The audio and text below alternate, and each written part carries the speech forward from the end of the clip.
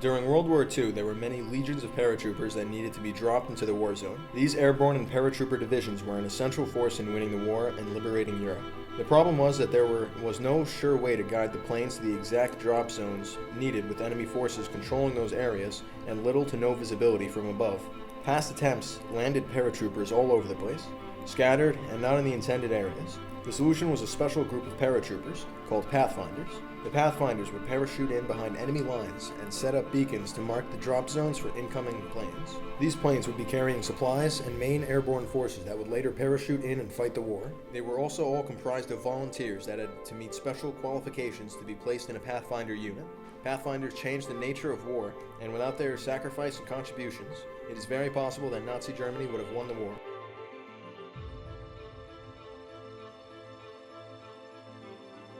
During World War II, Pathfinders lived a life of constant danger and risk. They always dropped in behind enemy lines, never knowing what they might encounter. Usually, they were sent in at night with few men and poor visibility. The whole success of an entire operation rested on their shoulders.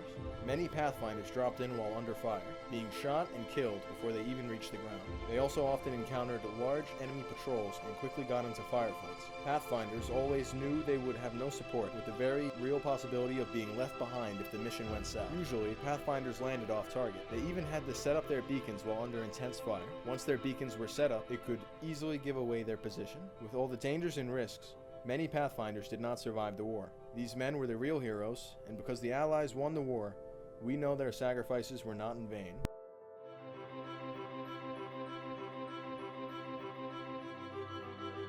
During the war, there was a major problem concerning paratroopers and their descent into enemy territory. How to get them to jump in and accurately land with so much working against them. The solution was to have Pathfinders parachute in before the main assault and set up a beacon that was part of a special top-secret two-part system. This system consisted of a small radar transmitter called the Eureka and sent the signal from the ground to the planes, and a special receiver that got the signal called the Rebecca. This system was named the Eureka Rebecca and was also known as the PPN-2. This beacon was designed and engineered right here at Camp Evans, and when they flew directly over the Eureka and the intended drop zone, the pilots get a reading telling the paratroopers when to jump. The pilot's goal was to drop the Pathfinders as close to the beacons as possible. The beacons were designed with an integrated self-contained explosive destruction charge, so if the Pathfinders were in danger of being captured, they could destroy it.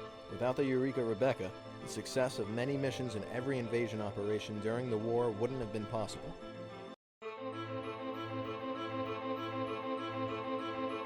Some of the Pathfinders' most important and successful operations were before the Normandy invasion and during the Battle of the Bulge.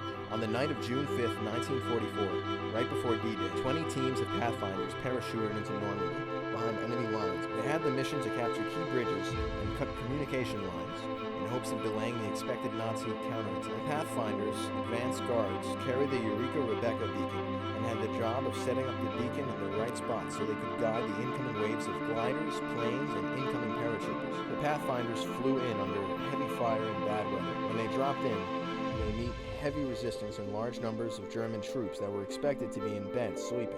Those that landed safely only had 15 minutes to set up their beacons. There was tremendous confusion, and even with almost all the odds working against them, they successfully completed their mission.